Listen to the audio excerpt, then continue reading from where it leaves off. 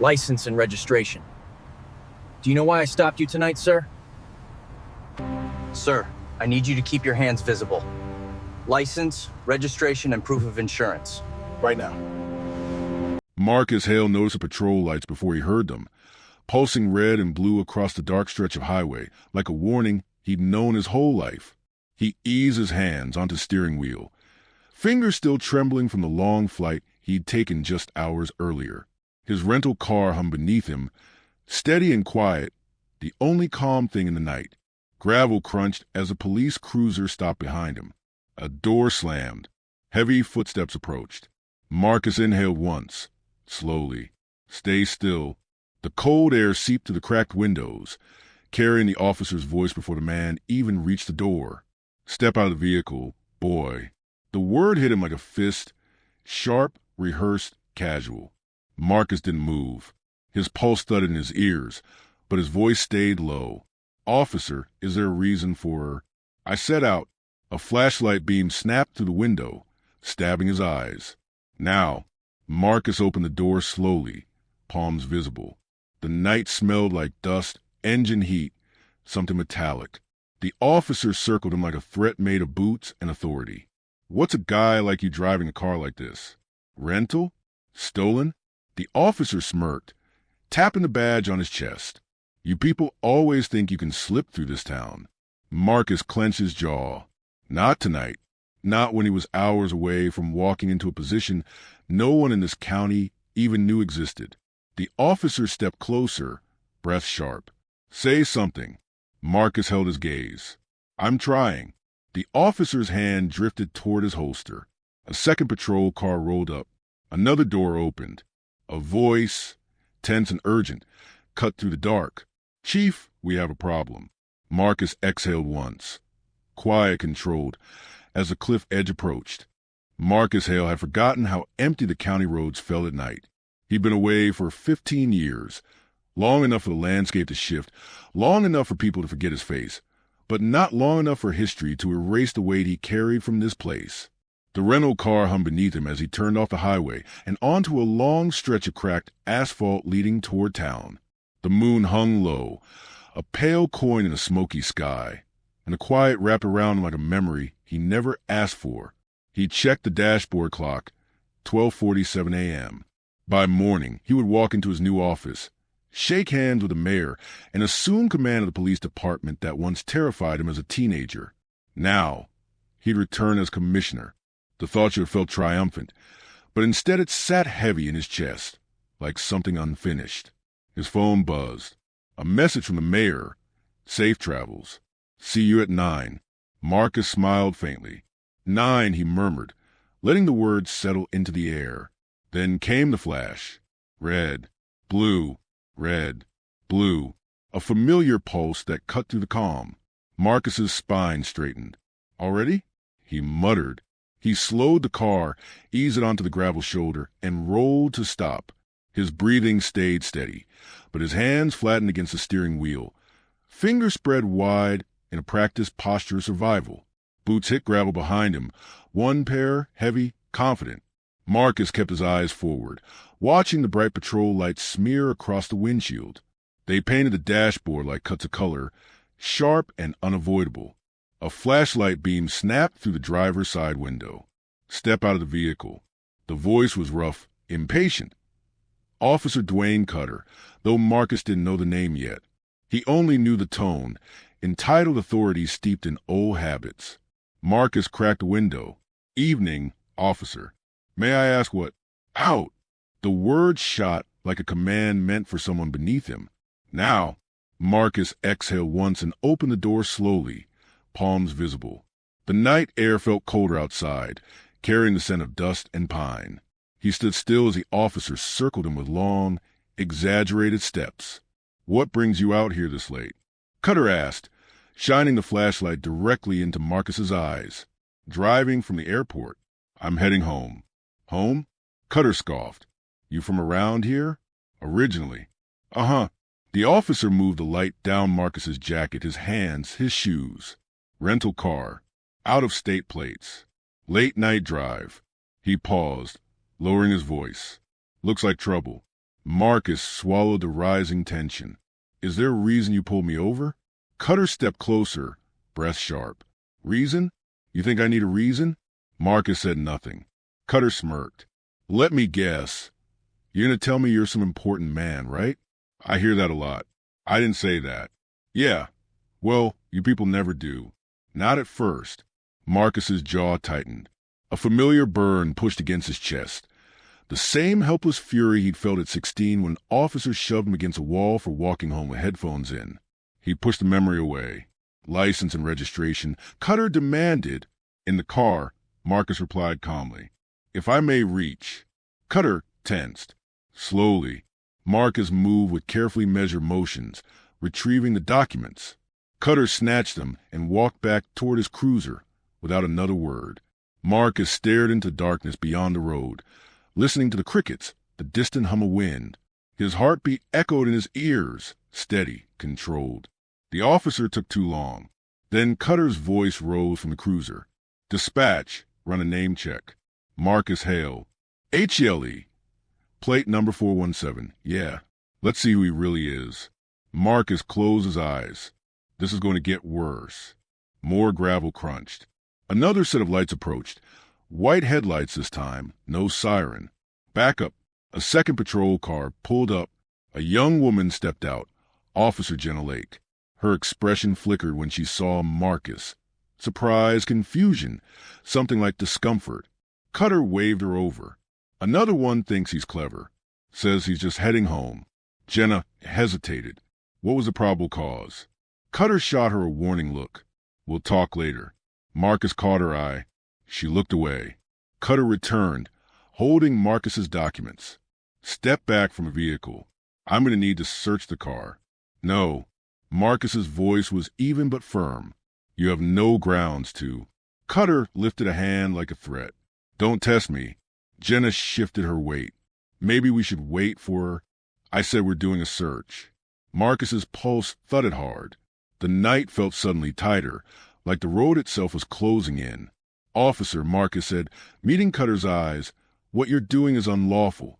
Cutter laughed under his breath. Unlawful? Buddy, I'm allowed here. The words hung in the air, heavy, dangerous.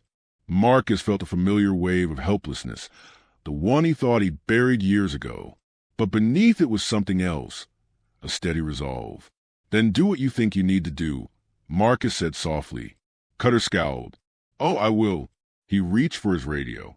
Marcus stood still, breathing slow, as the night tilted towards something irreversible. This is a department I'm about to lead, he thought, and it has no idea who I am. Officer Jenna Lake stepped forward slowly, her boots crunching over loose gravel, the cool night air brushing against her cheeks. She looked young, no more than her late 20s, but the hesitation in her eyes made her seem smaller, like someone still learning where the lines of this job truly were. The patrol lights from Cutter's cruiser flickered across her face, staining her features red and blue as she approached Marcus. Cutter didn't give her time to speak. Stay close. He's being uncooperative. Marcus lifted an eyebrow. Uncooperative? I answered every question. Cutter barked a laugh. See? That tone. That's how it starts. Jenna glanced between them, uncertainty tightening her posture. Officer Cutter. Was there a reason for the stop? I didn't hear a call. Cutter clicked his tongue. Reason? Suspicious driving, late hour, out-of-state plates. Plenty of reason. That's not, Jenna began. But Cutter cut her off with a sharp look. Lake, I've been on this job longer than you've been out of high school. I know what trouble looks like. Marcus inhaled through his nose, steady and controlled. Officer Lake, I was driving at the speed limit. The car is a rental from the airport. I wasn't doing anything suspicious. Cutter stepped closer, invading Marcus's space. You don't speak to her. You speak to me. Jenna flinched at Cutter's tone. She looked down, thumb grazing her duty belt in a nervous gesture. Marcus kept his voice calm. I'm asking for clarity. That's all. Cutter smirked cruelly. You don't get clarity. You get compliance. He turned toward the second cruiser. Lake, go stand by his passenger door. I'm searching the vehicle. Marcus stiffened. You have no grounds to search anything. See? Cutter said, pointing at Marcus as if presenting evidence. Defensive. That's guilt. Jenna cleared her throat, soft but audible. Officer Cutter, Department Policy. Department Policy says I give the orders. Cutter's voice cracked like dry wood under pressure. Now move. Jenna swallowed, reluctantly walking toward the car. Her shoulders slumped as if each step weighed more than the last. Marcus watched her, seeing the conflict in her posture. She knew this wasn't right. That mattered. Cutter stepped back toward Marcus. Hands behind your head. Why? Because I told you to. That's not a legal justification. Cutter's jaw flexed. You challenging me? I'm stating the law. Jenna paused mid-step, turning slightly as though waiting for Cutter's reaction. Cutter's face darkened. You think you're smarter than me? You think you know how this works? Marcus kept his voice even. I know how it's supposed to work. Cutter's nostrils flared. You're this close. He pinched the air with 2 fingers, to resisting. I'm not resisting, Marcus said. You will be, Cutter muttered. Without warning, Cutter reached for Marcus's arm. Marcus tensed but didn't pull back. The officer gripped him hard, too hard, shoving him toward the hood of the cruiser. Jenna's voice cracked across the road. Cutter, but he didn't stop. Spread your feet, Cutter ordered. Marcus exhaled, slow, contained. Officer Cutter, I am not a threat. You don't get to decide that. Jenna approached slightly. Sir, he hasn't. Lake. Cutter whipped around. Say another word, and I'll put you on desk duty, so fast your badge will spin. Jenna froze, fear and frustration colliding in her eyes. Cutter turned back to Marcus. Now we're doing a pat-down. For what cause? Marcus asked. For my safety. Cutter grinned, leaning in. You people get jumpy. The words sliced through the night. Jenna flinched again, but she didn't move. Cutter conducted a harsh, unnecessary pat-down, pushing and pulling with more force than needed. He found nothing, but his expression didn't change. Still searching the car, he said. No, Marcus replied firmly. You don't have consent. Cutter leaned in close, his breath hot. Don't need it. I'll find probable cause myself. He walked toward the cruiser, grabbing his radio. Dispatch.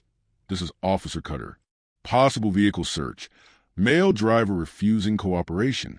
I need plate info and priors. Marcus shut his eyes briefly. Priors. He's trying to create a narrative. Jenna moved toward him cautiously. Sir, I'm sorry. He shouldn't be. It's not your fault, Marcus said. I should push back. Then why don't you? She looked away. I'm new, she whispered. He's been here forever. He trained most of us. Everyone knows he can make your life hell. Marcus studied her face, not accusing, just understanding.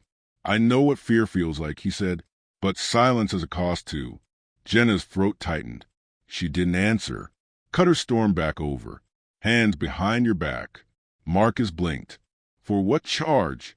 Interference. Suspicion. Whatever I decide.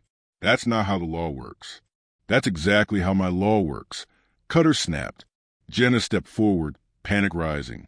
Cutter, wait. But Cutter ignored her, pulling out his cuffs with a metallic click. Marcus didn't move. Officer Cutter, this is an abuse of power. Cutter grabbed his wrists. This is me doing my job. No, Marcus said softly. This is you proving why I'm here. Cutter froze mid-motion, confusion flickering across his face. What's that supposed to mean? Marcus didn't answer. Jenna looked at Marcus sharply, sensing something she couldn't yet name. Cutter shoved Marcus's wrist together. The metal cuffs snapped shut. The night went silent. Cutter stepped back, victorious. Now we're getting somewhere. Jenna stared at Marcus in shock. I'm so sorry. Marcus stood still, breathing through the cold metal biting his skin. You don't have to be sorry, he said quietly. You just have to be brave. Jenna's breath shook because she knew he was right. Cutter grabbed Marcus's shoulder and pushed him toward the cruiser. Let's go. You're done here. But Marcus's calm, steady gaze didn't shift. Not even when Cutter opened the back door. Not even when Jenna whispered his name as if she recognized him from somewhere. Not even when Cutter leaned in and muttered, "This town doesn't need your kind." Because Marcus knew the truth. By morning, The town would learn exactly who he was. Sergeant Tom Reyes arrived with a tight jaw and tired eyes, his SUV rolling to a slow stop behind the two cruisers. He wasn't supposed to be on duty tonight, but the half-coded, half-panicked plate-check cutter had radioed and was enough to drag him from his late dinner. He stepped out quickly, surveying the scene, gravel road, flashing lights, and one black man in cuffs standing far too calmly for a situation this tense. Reyes had been in the department for 22 years. He knew Cutter. He knew Cutter's patterns. And something in his gut twisted. Cutter, Reyes called, approaching. Cutter straightened immediately. Sergeant, good timing. Got a suspect refusing to cooperate. Marcus didn't move, didn't speak. He only watched. Reyes nodded once. Expression neutral. Name? Cutter smirked. Guy says his name is Marcus Hale. No priors, clean license. Suspiciously clean if you ask me. Reyes froze. Hale? He repeated. Cutter didn't notice the tension in the sergeant's voice. Yep, claims he's from here originally. Doubt it. Reyes looked at Marcus closely now, flashlight grazing over his features. Recognition slid slowly into place. Not from the past, but from a glossy folder he'd been shown just 3 days earlier. He cleared his throat. Mr. Hale? Marcus Hale? Marcus nodded once. Cutter scoffed. See? He's playing into it, acting calm like he's smarter than us. Reyes ignored Cutter and stepped closer to Marcus. His voice lowered. Sir, are you the same Marcus Hale scheduled to? Yes, Marcus said quietly. Jenna Lake's eyes widened. Cutter still didn't get it. Reyes inhaled hard. Officer Cutter, he said, voice suddenly formal. Uncuff him. Cutter blinked. What? No. He resisted. Uncuff him. Now. Sergeant, with respect. Cutter. Reyes's tone sliced clean through the night. Do it. Cutter hesitated, then angrily reached for the cuffs. Fine, but when he bolts, that's on you. Marcus didn't move as the metal was removed. He rotated his wrist slightly, the skin reddened but unbroken. Reyes stepped back, jaw tight. Mr. Hale, if you'll allow me a moment. Cutter frowned. Why are you treating him like he's somebody? Jenna whispered, because he is somebody. Cutter snapped, stay out of it, Lake. Reyes walked aside, pulling out his phone. Marcus watched him dial. Cutter paced, agitated. This is ridiculous. He's hiding something. Jenna spoke up, voice shaky but firmer than before. He wasn't hiding anything. He was calm. You escalated. Careful, Cutter said, pointing at her. You're new. Don't make mistakes you can't come back from. Jenna swallowed. Doing the right thing is a mistake. Cutter scoffed. Spare me your academy morals. Reyes returned. Phone pressed his ear. Mayor? It's Sergeant Reyes. We have a situation. I need you to confirm something. Cutter's head snapped up. You called the mayor? Reyes lifted a finger for silence. Sir, the sergeant continued, is Marcus Hale the individual appointed as police commissioner effective tomorrow morning? There was a pause. Then a muffled but unmistakable, yes. Why? Reyes's face drained of color. Cutter's expression twisted. What did he say? He didn't say what I think he... Reyes waved for quiet. I understand, sir. No, he's unharmed. Yes, I'll handle it. He ended the call slowly, as if hoping the conversation had been a dream. Cutter stepped forward, stumbling over disbelief. Sergeant, tell me that wasn't. It was, Reyes said. Mr. Hale is the new police commissioner. Silence swallowed the road hole. Jenna covered her mouth, eyes shining with guilt and relief. Cutter's jaw fell open. No, that's not. There must be another Marcus Hale. This guy? In this rental? Dressed like... Marcus finally spoke. Like what? Officer Cutter. The question hung sharp in the air. Cutter flinched. I just mean... Reyes, cut in. Officer Cutter, step back. Cutter tried again, desperate. I didn't know. If he's really the commissioner, why didn't he say anything? Marcus looked at him with a calm that felt heavier than anger. Because the truth of a system is shown when no one is watching. Cutter blinked, lost, defensive. I didn't do anything wrong. You resisted. You were suspicious. Anyone would have. No, Jenna said softly. They wouldn't. Cutter rounded on her. You don't know how this job works yet. Lake, don't pretend you do. And you don't get to bully me into silence, she replied. Reyes stepped in before Cutter's temper could spiral. Officer Cutter, return to your vehicle. Await further instruction. You're suspending me? Cutter's voice cracked. No decisions tonight, Reyes said. But you will not speak another word to Mr. Hale. Understood? Cutter swallowed hard. Sergeant, please. You know me. You know I'm not. Reyes's voice softened just enough to reveal the truth beneath it. I know exactly who you are. Cutter's face twisted. For the first time, fear, not anger, flickered in his eyes.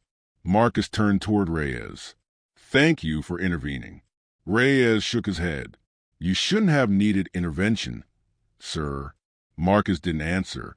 He simply breathed, shoulders rising and falling with quiet restraint. Jenna approached, hands clasped in front of her. Sir, I'm sorry. I should have stepped in sooner. Marcus met her gaze. It's never too late to choose the right thing. Her eyes softened, guilt giving way to resolve. Cutter stood beside his cruiser, watching, seething, not at Marcus, but the collapse of the power he thought he owned. Reyes lowered his voice. Sir, with your permission, I'd like to drive you to your hotel.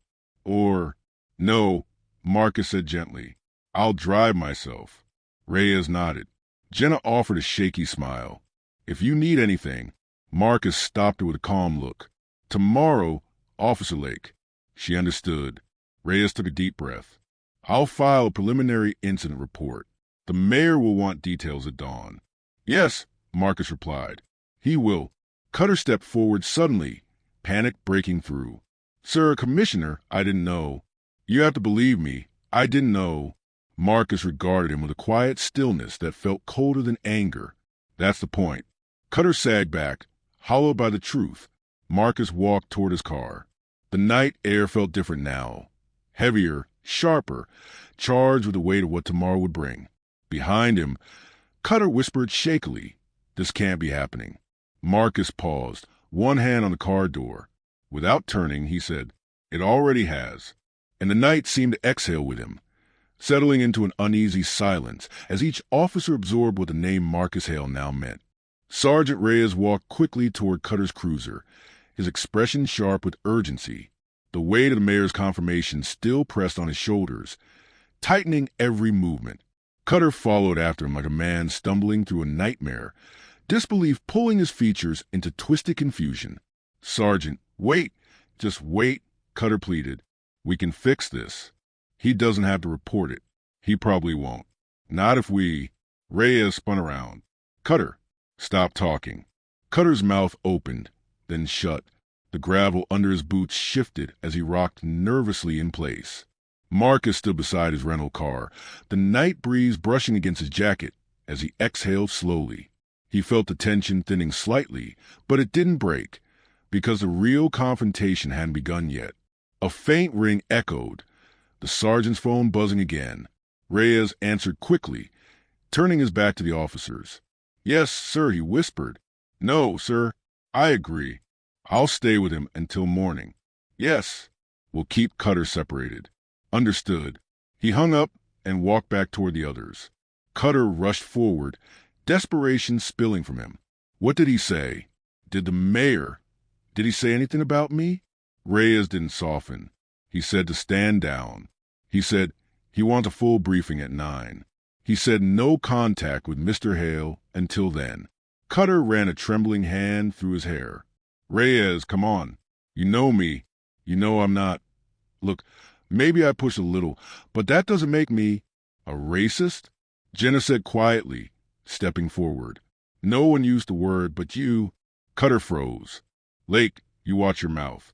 Jenna didn't flinch this time. I watch your actions tonight.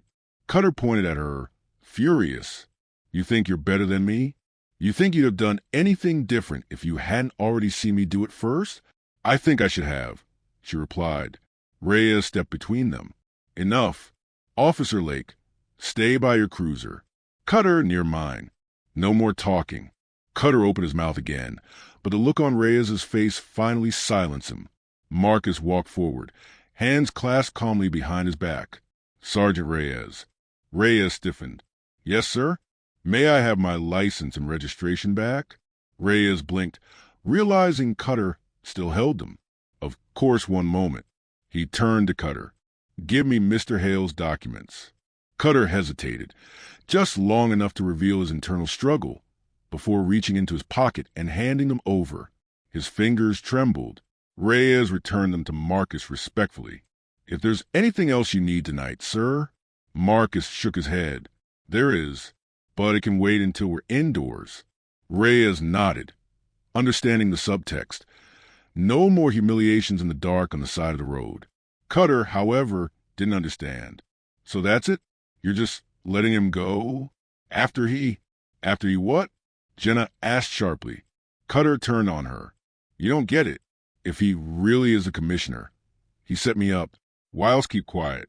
He wanted to make me look bad. Marcus finally faced him fully. You made yourself look bad, he said, voice low but unshakably steady. I didn't have to do anything. Cutter's lips parted, but no words came out. His certainty shattered like thin ice. Marcus stepped closer, stopping just far enough to keep the moment controlled. What you did tonight, he continued, you've done before.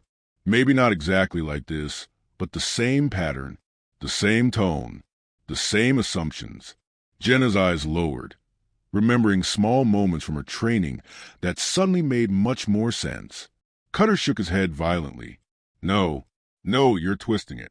You're one of those people always thinking we're the enemy. Marcus didn't blink. I used to be afraid of the police here. Tonight reminded me why. A silence deeper than the night itself settled over the road. Reyes cleared his throat softly. Mr. Hale, if you're ready, I'd like to escort you to your hotel. The mayor requested. He doesn't need an escort, Cutter interrupted angrily. He's making a show of this. That's what this is. Some political stunt. Jenna stepped forward again. Cutter, stop. No, Cutter shouted. He wants to ruin me. He wants to take my job on day one. Marcus's expression didn't change, but his voice mattered more now than ever. If your job depends on treating people like this, it isn't a job you should keep. Cutter's face drained of color. Reyes reached for Cutter's arm. Officer Cutter, that's enough. Hand over your weapon. The world stilled. My weapon? Cutter whispered. Temporarily, Reyes clarified. Per department procedure pending an internal review. Cutter stepped back, shaking his head. You're suspending me? Over him? No, Reyes said simply. Over what you did. Cutter's breath caught in his throat. He looked at Marcus again, but this time his eyes weren't filled with rage. They were filled with fear. Please, he croaked. Commissioner Hale, you have to listen. I made a mistake. People make mistakes. Marcus stepped forward slowly, deliberately, each movement precise. Yes, he said, people make mistakes. He paused. But abuse of power is not a mistake. Cutter's knees nearly buckled. Jenna closed her eyes, guilt radiating through her. Sir, for what it's worth, thank you for not escalating. Marcus nodded once. Thank you for speaking up. The wind brushed softly across the scene, rustling the leaves, cooling the tension by a degree. Reyes straightened his posture. Sir, with your permission, I'd like to escort you to your hotel. And tomorrow we'll begin the formal process. Marcus finally exhaled. Yes, let's go. He walked toward his rental car, ready, not for rest, but for responsibility. Reyes followed. Jenna remained rooted to the spot, watching as a man she'd seen in cuffs just minutes earlier stepped into the vehicle with the quiet authority of someone who understood the long, difficult road ahead. Cutter stood alone by his cruiser, breath shallow, his world collapsing silently around him. Marcus closed his door, engine humming to life. As he pulled away, Cutter whispered into the darkness, What have I done? But the night held no answer, just the cold truth settling in. The station parking lot was half lit by aging floodlights that buzzed faintly, throwing long shadows across the cracked pavement. Marcus pulled in slowly, Sergeant Reyes trailing behind him. The building hadn't changed much. Same brick exterior, same narrow windows, same uneasy silence that pressed against your chest the moment you stepped inside. Only now, Marcus wasn't arriving as a fearful teenager. He was arriving as the man tasked with reforming it. Reyes rushed ahead, opened the front door.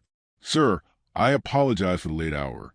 The mayor insisted we bring you in tonight for immediate internal documentation. Marcus nodded. Understandable. The moment he stepped inside, conversation stopped. Officers who had been sorting through reports, sipping coffee, or casually flipping through files straightened instantly. Their eyes tracked Marcus with a mixture of curiosity, discomfort, and dawning realization. Whispers rippled through the air. Is that him? That's the new commissioner? What happened out there? Cutter's in trouble, isn't he? No one said it loudly, but everyone knew. Cutter arrived minutes later, escorted to the front doors by a stern-faced lieutenant. His badge had been removed, his weapon locked away. He looked smaller now, stripped of certainty. His steps dragged as he was guided toward an office marked internal review. Marcus turned slightly, watching but not staring. Cutter refused to meet his eyes. Reyes cleared his throat. Sir, the mayor is waiting in the conference room. Lead the way. They walked past uniformed officers who shifted awkwardly, unsure whether to greet him or stay silent. Some nodded respectfully. Others avoided eye contact altogether. When Reyes opened the conference room door, the mayor stood immediately. Marcus, he said, voice tight, I'm deeply sorry. You don't need to apologize for what you didn't do, Marcus replied. The mayor pressed his lips together. But I do need to apologize for what this department still allows. Marcus sat down, calm but resolute. Then let's talk about that. The mayor took a seat across from him, folding his hands. I want you to know we support you. Whatever needs to happen next, we'll make sure it's done within policy, within law, and with transparency. Marcus studied him. Good, because this isn't about one man. It's about a culture that taught him tonight was normal. The mayor exhaled heavily. I know, and that's why we brought you here. That's why we asked you to come home. Silence stretched for a moment, the weight of responsibility filling the room. Finally, the mayor said, Reyes gave me the preliminary details. Cutter initiated the stop without cause? Yes. He escalated, threatened force, and then tried to detain you? Yes. And Officer Lake? She hesitated, but she spoke up eventually. The mayor nodded thoughtfully. Good. We need more like her. In the hallway beyond the glass window, Cutter sat in a chair with slumped shoulders while two internal affairs investigators questioned him. His voice cracked through the wall occasionally. Fragments, excuses, half-truths unraveling. Marcus did not turn to look. The mayor leaned forward. Marcus, do you want to press formal charges? Marcus considered the question. It wasn't simple anger he felt.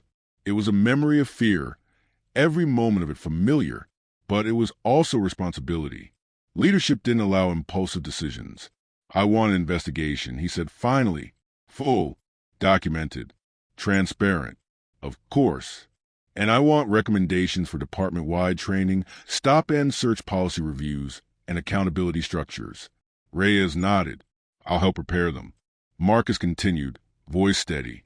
Tonight can't be buried. It has to mean something. The mayor's voice softened. It will. A knock interrupted them.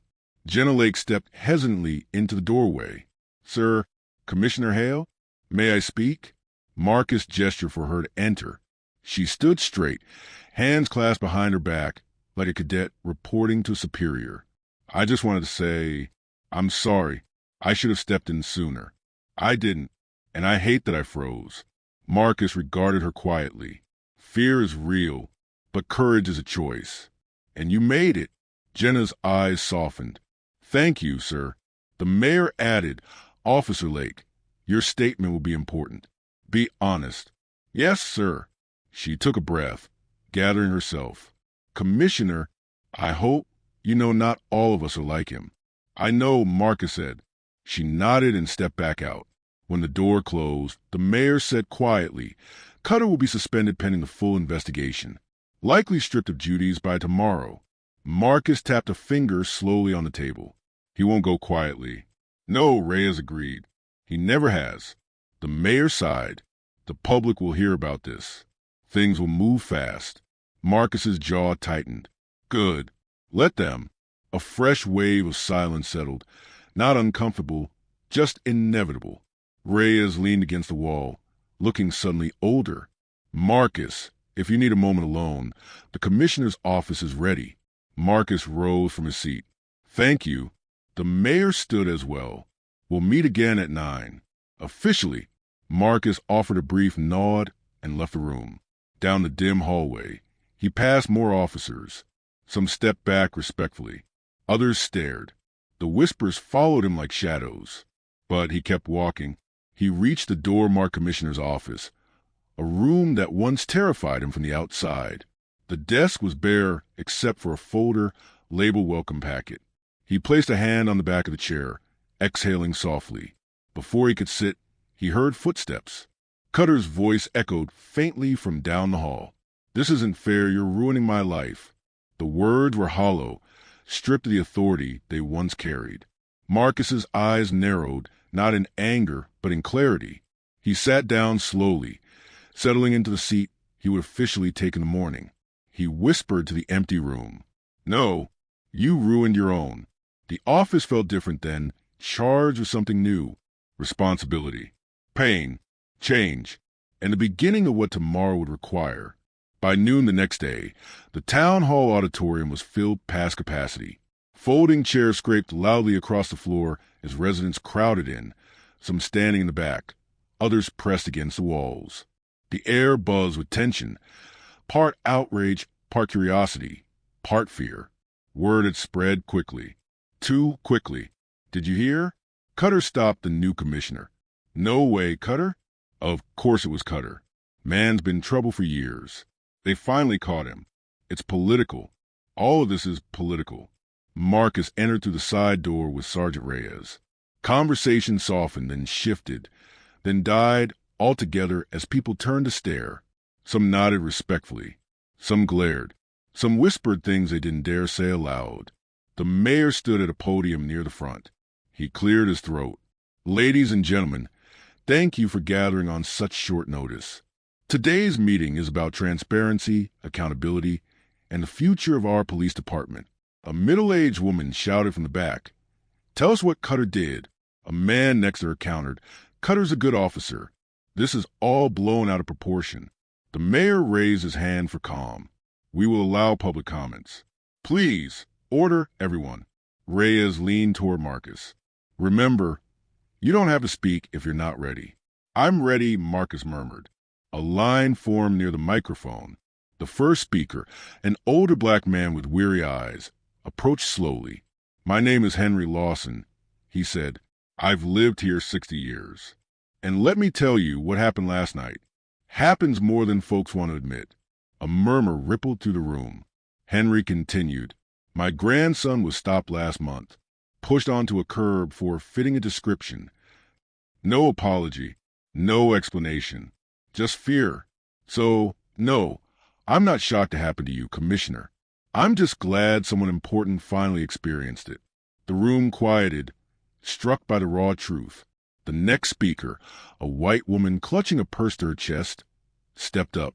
My husband works in law enforcement, she said, voice trembling with nerves. And I know some officers are good, but I also know some protect the wrong people. Officer Cutter shouldn't have treated anyone like that, commissioner or not. The hall buzzed with mixed approval and discomfort. Then a tall man in a baseball cap pushed forward. I'm here to defend Officer Cutter. He barked. He's a tough cop. He keeps this place safe. And now y'all want to ruin him over a misunderstanding? This is ridiculous.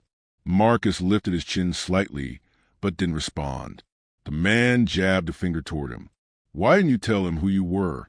Huh? What were you trying to prove? Marcus finally spoke, voice quiet but resonant.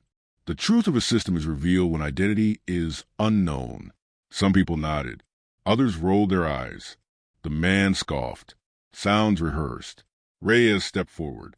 Sir, please keep your comments.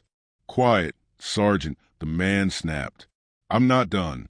The mayor interjected firmly. Your time is up.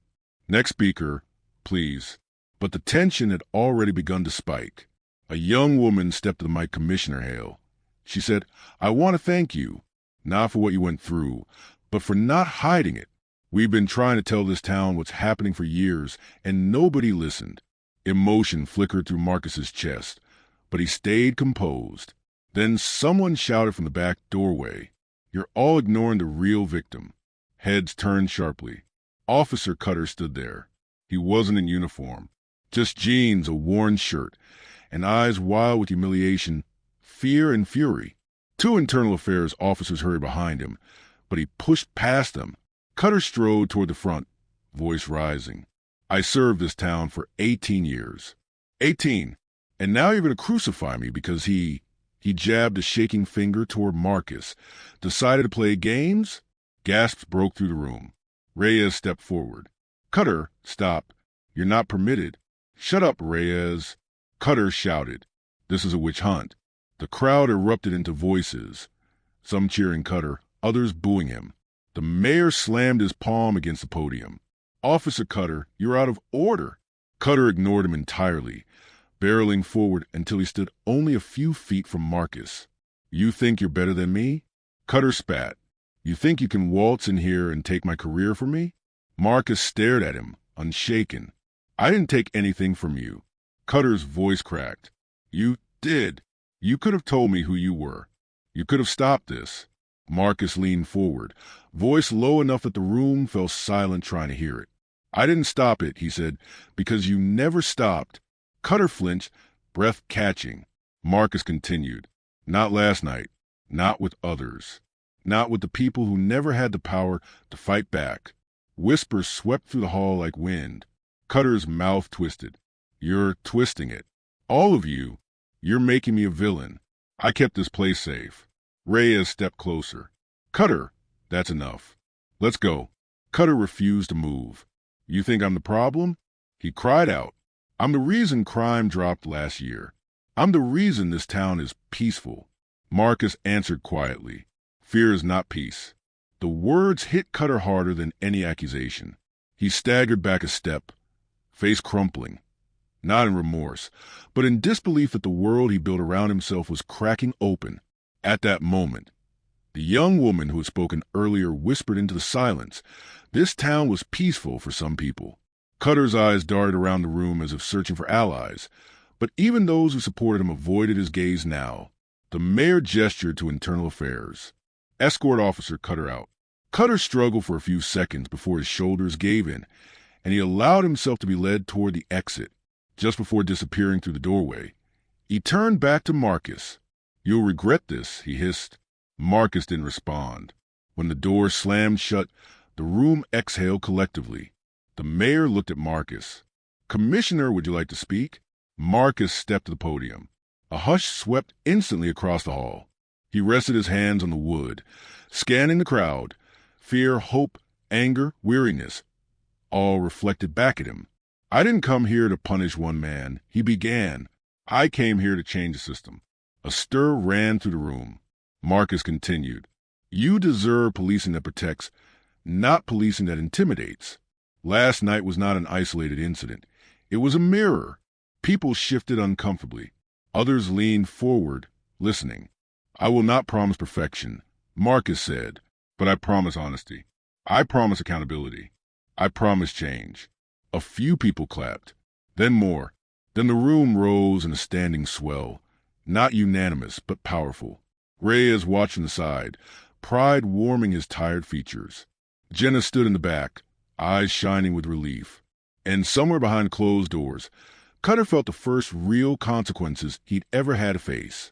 Marcus stepped back on the podium, steady and resolute. This wasn't the end, but for the first time in decades, the town was finally listening.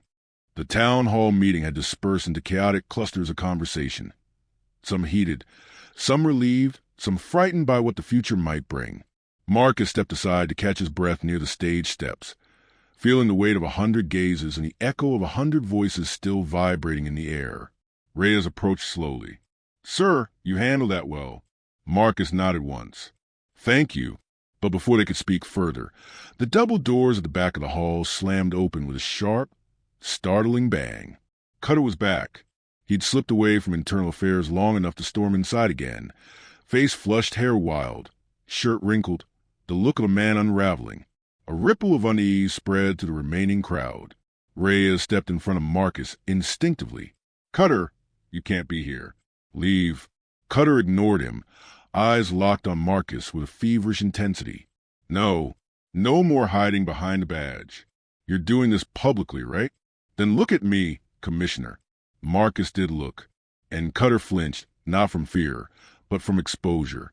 The facade he had relied on for years, the armor built out of intimidation and authority, had started to crack in front of everyone. Cutter pointed at Marcus, voice cracking.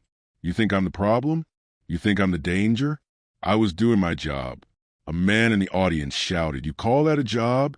Harassing people for existing?" Another voice added, "We told you about him years ago." Cutter spun, shouting at the crowd, "You don't know what it's like out there. You don't know the threats we face." Reyes stepped forward again. "Stop. Cutter, you're escalating." Cutter pushed him away. "Don't act like you're better than me. Reyes, I've seen you do rough stops. I've seen everyone here bend rules." Silence hit the room like a stone thrown through a window. Reyes stiffened. "And that's exactly why we need change." Cutter scoffed. "Oh, now you're righteous? Because he came along?" He jabbed a finger toward Marcus. "He wasn't here the past 18 years. He didn't see what we dealt with. He doesn't know this town." Marcus stepped forward calmly. "I know fear. I know injustice. And I know the pattern that brought us here." Cutter laughed bitterly. "Pattern? You mean race. Just say it." "Fine," Marcus said. "Race and power. And the way you use one to enforce the other." Gasps whispered through the hall. Cutter's voice rose in desperate protest. "I wasn't racist. You people make everything about race." Someone from the crowd yelled, "Because you made everything about race." Cutter trembled, chest heaving. "I'm not evil," he said, quieter now, almost pleading. "I'm not what you think." Marcus softened his tone, not out of pity but precision. "You aren't evil, Officer Cutter. You're responsible." The words landed like a hammer. Cutter staggered back. "You set me up," he whispered. "You and the mayor, you planned this." Marcus shook his head. "No one planned for you to misuse your authority last night. That was your choice." Cutter's voice cracked. "You should have told me who you were." Marcus took another step toward him. "If my position is the only thing stopping you from abusing someone, you shouldn't be wearing a badge." Cutter's face collapsed. The final crack. Jenna Lake entered loudly through the side door, breathless. "IA is coming. They're securing the back entrance." Cutter turned on her. You lied in your statement." "No," Jenna said firmly. "I told the truth. You betrayed your own." He barked. "I upheld my oath," she corrected. Cutter blinked, uncomprehending. The crowd watched every second, like a slow motion unraveling. A teenage boy near the front whispered, "Is this what accountability looks like?" His mother replied softly, "This is what it should have looked like a long time ago." Cutter's eyes darted around the room, searching for someone, anyone, to take his side. But even those who supported him earlier now shifted uncomfortably, unwilling to be dragged down with him. Reyes placed a hand on his shoulder. "Cutter, it's over." Cutter jerked away, but the fight had drained from him. "You're all turning on me," he said, voice trembling. "Like I'm some monster, like I didn't give my life to this job." Marcus answered quietly, "You didn't give your life. You gave your anger." The room stilled. Cutter stared at Marcus, eyes wide with a painful clarity he hadn't allowed himself to feel before. "You think you're going to fix all this," he whispered, "but this town, it won't let you." Marcus stepped close enough to look him squarely in the eyes. "I don't need permission to start." Cutter's breath hitched. It was the first moment he truly saw Marcus. Not the man he thought he'd humiliated on a roadside, but the man who now stood as the new force reshaping the system he'd always believed he controlled. Internal affairs officers arrived behind him. "Officer Cutter," one said firmly, "you are ordered to accompany us immediately." This time, Cutter didn't fight. He let them take his arms. He let them turn him toward the exit. Just before being let out, Cutter looked back at Marcus one last time. "You have no idea what you started," he murmured. Marcus responded quietly, "Yes, I do." The officers escorted Cutter out of the hall, the doors closing behind him with a hollow finality. A long silence filled the space he had left. Then, slowly, people turned toward Marcus, not with fear, not with anger, but with expectation. With hope, Reyes approached. Commissioner, they're ready for your next steps. Marcus inhaled deeply, shoulders steady. Then let's begin, because the cracks in the armor weren't just cutters. They belonged to the entire system. And now, the rebuilding could finally start. The first official sunrise of Marcus Hale's tenure as police commissioner broke across the horizon with a muted gold that slipped over the rooftops, softening the rough edges of town struggling to understand itself. The light spilled to the tall windows of his new office, illuminating the dust motes drifting in slow circles, tiny reminders of how long this place had gone untouched. Marcus stood alone behind the large wooden desk, hands resting on the polished surface. The station hummed with a strange quiet. Officers arrived for morning briefing, shuffling papers and speaking in low, careful tones. Some greeted him with respectful nods. Others moved past quickly, uncertain, unsettled. He expected that. He welcomed it. At exactly 7 a.m., Reyes knocked and entered. "Morning, Commissioner." Marcus nodded. "Morning, Sergeant. Is everything ready?" The team is assembled in the briefing room. Internal Affairs will give the official statement shortly. And Cutter, Reyes paused, his expression tightening. He resigned an hour ago. Marcus absorbed the news quietly. Good. It's clean that way. Reyes hesitated. He blames you. I expected he would, Marcus replied. But he looked lost, Marcus, like a man who didn't know what to be without the badge. That's part of the problem, Marcus said. The badge shouldn't be someone's identity. It should be their responsibility. Reyes nodded slowly. Ready to address the department? Yes. They walked together down the hallway. Eyes followed them, some curious, some respectful, some wary. Jenna Lake stood near the doorway of the briefing room, straightening her uniform anxiously. Commissioner, she said, swallowing hard. If you don't mind, I'd like to sit up front. Of course, Marcus said. You earned that seat. Her shoulders eased. When Marcus entered the briefing room, a hush settled over the officers seated inside. He stepped to the front podium, scanning the faces, older veterans, rookies, those loyal to Cutter, those who feared him, and those who kept their heads down for survival. A fragile department, caught between the past and whatever came next. Marcus began.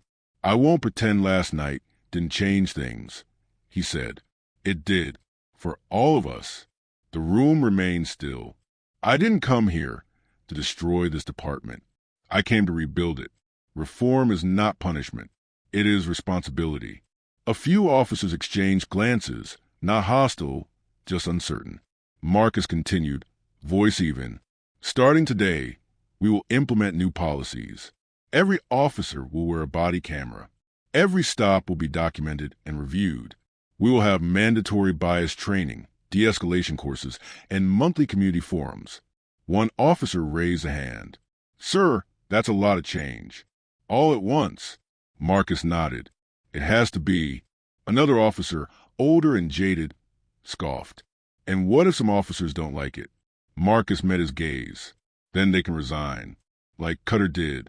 A wave of murmurs moved through the room. Jenna straightened, watching him with renewed resolve.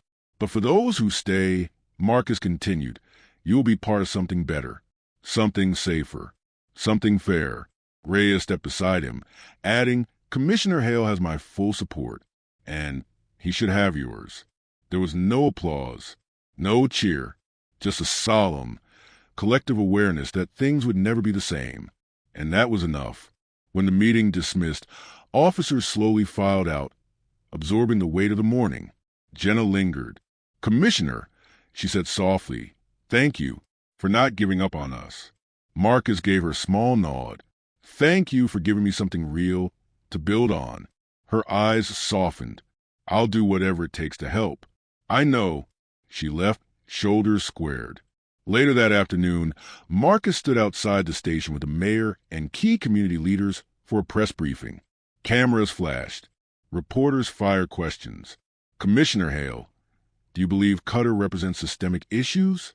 Yes, Marcus said plainly. And that is why systemic solutions are required. Do you think the department can regain the community's trust? It will take time. But trust isn't asked for, it's earned. What will happen to the officers who defended Cutter? They are welcome to grow, Marcus replied, but they will not be allowed to harm. The mayor watched Marcus with a mixture of pride and relief. This was why he had been hired. This was the leadership the town had needed. Steady but fierce, principled but human. After briefing, Marcus walked alone toward his car. But instead of driving home, he turned in the opposite direction. He drove to the long, empty road where Cutter had stopped him the night before. The sun was setting now, painting the sky in burning orange and soft violet. The wind carried the same scent of dust and pine, but everything felt different. Marcus stepped out of the car and stood beside the gravel shoulder. The memory of the stop replayed quietly in his mind. Cutter's barked commands, the flashlight in his eyes, the cold metal against his wrists. He wasn't here to relive it. He was here to claim it, to decide how it would shape him. He crouched down, touching the gravel where his feet had been planted the night before. For a moment, he let the silence settle. Then he whispered to the open road, "Not again. Not here. Not anymore." The words drifted on the wind, quiet, firm, unshakable. He stood and looked toward the horizon, the first hint of stars emerging overhead. A different sunrise waited for this town, a different dawn. Marcus exhaled slowly and returned to his car. When he closed the door, a calm resolve settled over him. Tomorrow, the real work would begin, and he would be ready.